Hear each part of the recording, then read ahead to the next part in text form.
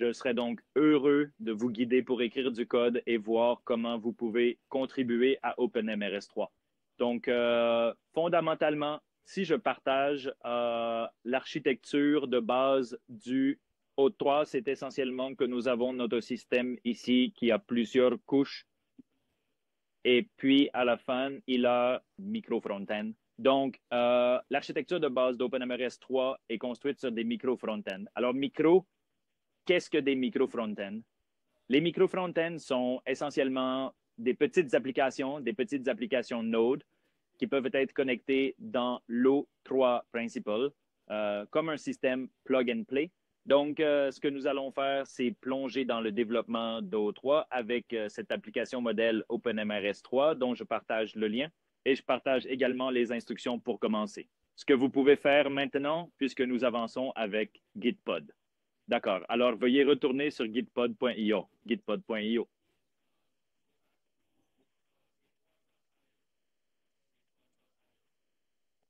Et ici, vous pouvez cliquer sur Nouvel espace de travail et copier-coller le lien du dépôt que j'ai partagé dans le chat directement dans cette zone de saisie ici.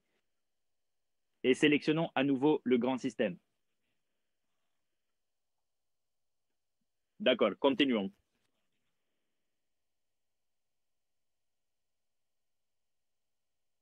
D'accord. Donc, une fois que nous entrons dans Gitpod, Gitpod installera automatiquement tous les paquets que nous avons dans l'application. Laissez-moi juste zoomer un peu. D'accord. Donc, Gitpod installe automatiquement tous les packages. En attendant, je serai heureux d'expliquer une chose que nous allons utiliser dans cette présentation, qui est les emplacements d'extension et les extensions. Alors, quand nous parlons des extensions, qu'est-ce que sont les extensions? Les extensions sont essentiellement des extraits de code de base, on pourrait dire, ou un code particulier qui est prêt, que vous pouvez essentiellement brancher dans les emplacements d'extension. Les emplacements d'extension, en termes simples, sont essentiellement comme des endroits où vous pouvez ajouter ces extensions, n'est-ce pas? Alors, avançons et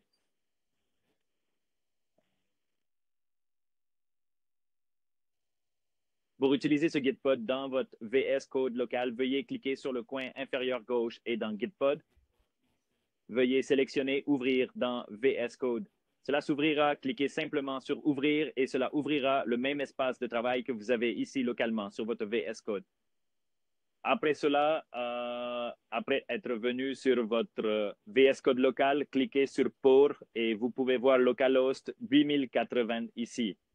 Cliquez sur le localhost 8080 et cela vous dirigera à localhost 8080, puis ajoutez OpenMRS au chemin et cela vous amènera à l'interface utilisateur O3. D'accord, passons à l'application. Je me connecte avec les identifiants admin et admin 1, 2, 3. D'accord, après que je me sois connecté, après ma connexion, vous pouvez voir cette vue ici. D'accord? Ce que nous allons faire ici, c'est que nous allons essayer de reproduire ce tableau de visite. Oui, ce que nous allons faire, c'est essayer de reproduire ce tableau de visite et de l'ajouter ici. D'accord, donc il y a juste quelques minutes, je vous ai partagé deux choses ici. L'une était les emplacements d'extension et l'autre, ce sont les extensions. D'accord, donc pour voir tous les emplacements d'extension que nous avons sur l'application, vous pouvez cliquer sur cette icône de clé dans la navigation principale et une fois ouverte, vous pouvez activer l'éditeur d'interface utilisateur. Une fois que vous l'avez activé, vous pouvez le fermer et tous les espaces soulignés que vous voyez posto, ce sont les emplacements d'extension que nous avons dans l'application et ce sont les différentes extensions. Nous pouvons dire que ce lien d'accueil, ce lien patient, ce lien de rendez-vous et ceci est le lien de la file d'attente du service. Ce sont toutes des extensions attachées à cet emplacement d'extension.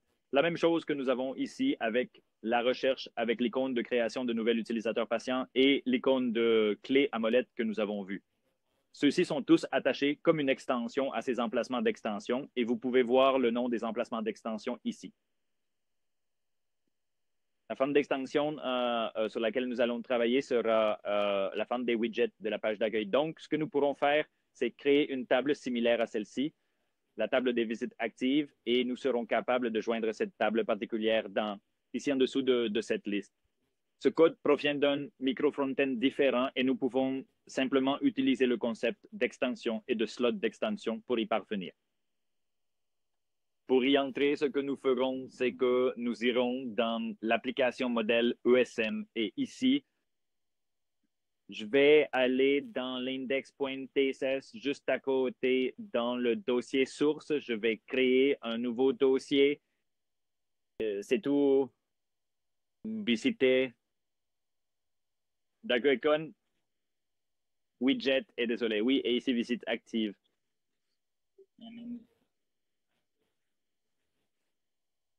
Table.composant.tsx. Donc, nous créons un composant React ici. Donc, je vais juste importer React depuis et je vais juste créer une nouvelle fonction avec, disons,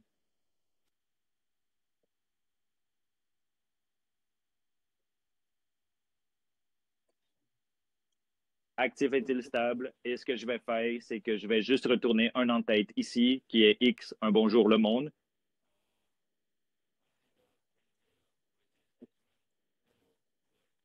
D'accord, et je vais juste exporter ce tableau dans ce composant ici, exporter avec le tableau des visites actives, désolé. Export visit table. Sorry. Désolé, celui-ci comme ça, d'accord. Après avoir enregistré ceci, ce que je vais faire, c'est que je vais aller dans l'index.ts et je vais juste importer cette table dedans, donc export const. Exporter la constante table des visites actives que je peux obtenir à partir de get. Async, je sais que vous ne comprenez peut-être pas exactement ce que nous essayons de faire, mais cela vous donnera un aperçu de la façon dont nous faisons habituellement le développement. La fonction de rappel get async lifecycle importera essentiellement notre table des enregistrements actifs, n'est-ce pas?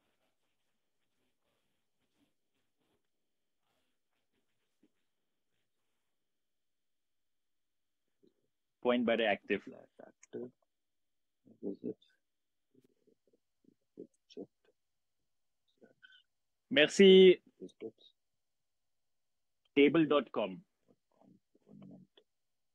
Et juste les premières options ici.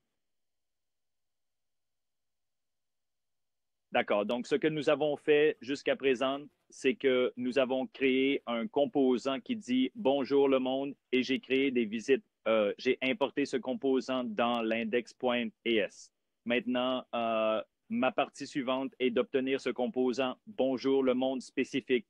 Ici, oui, c'est une étape très simple. Ce n'est pas quelque chose que nous devons faire beaucoup.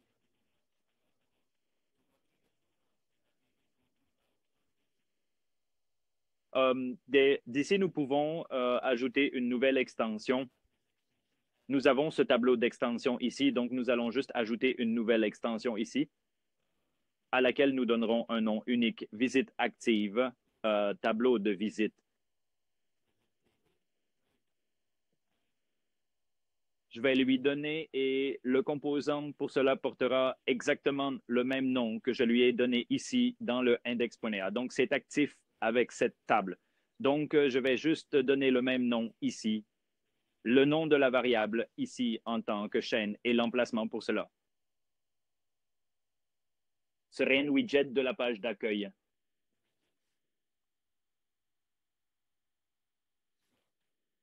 Emplacement du widget de la page d'accueil. Donc, c'est ça.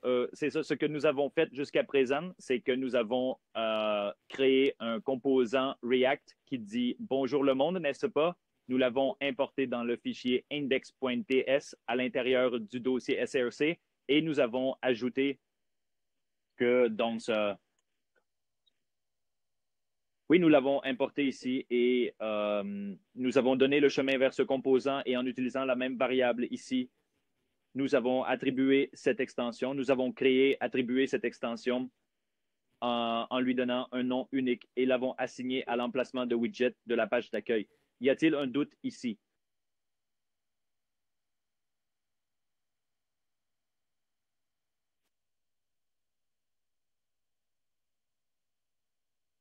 D'accord, essayons d'exécuter cela. Veuillez pourvoir nos changements. Ce que nous devrons faire, c'est arrêter le serveur qui tournait avant. Comme nous avons apporté des modifications à route.json et index.ts, nous devons arrêter notre serveur et ensuite redémarrer notre serveur. Donc, je vais juste effacer cela et puis lancer yarn start à nouveau. Cela contiendra mes modifications ici. Vous pouvez ignorer cela, je suppose. Une fois que c'est terminé, entièrement compilé. Completely compiled.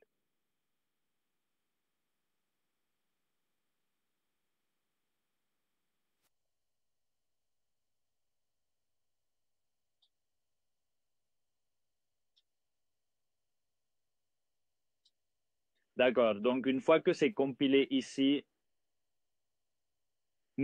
après, je peux actualiser mon navigateur localhost ici et je devrais pouvoir voir mon résultat ici. Donc, sur l'application HomePage, voyez, je peux voir le Hello World ici. Donc, ce que j'ai fait maintenant, c'est que j'ai créé une extension et je l'ai attachée à cet emplacement de widget de page d'accueil. Et en tant que développeur, c'est très facile d'ajouter de nouvelles extensions dans un emplacement. Donc, je suppose que vous êtes content de voir ça ici. Le nom de l'emplacement doit être référé à l'emplacement existant parce que ce qu'il fera, c'est qu'il trouvera l'emplacement qui est comme il trouvera l'emplacement quand il est enregistré et il s'y rendra. Nous pouvons également passer l'ordre dans le slot. Donc, nous pouvons également passer l'ordre comme nous pouvons avoir ce Hello World en haut en passant la clé d'ordre à l'intérieur du root JSON. Que je suppose que je ne m'occuperai pas de ça, mais vous pouvez vous référer à ce schéma en haut de ce que vous avez et en savoir plus sur le schéma de route.js et tout ce que nous supportons.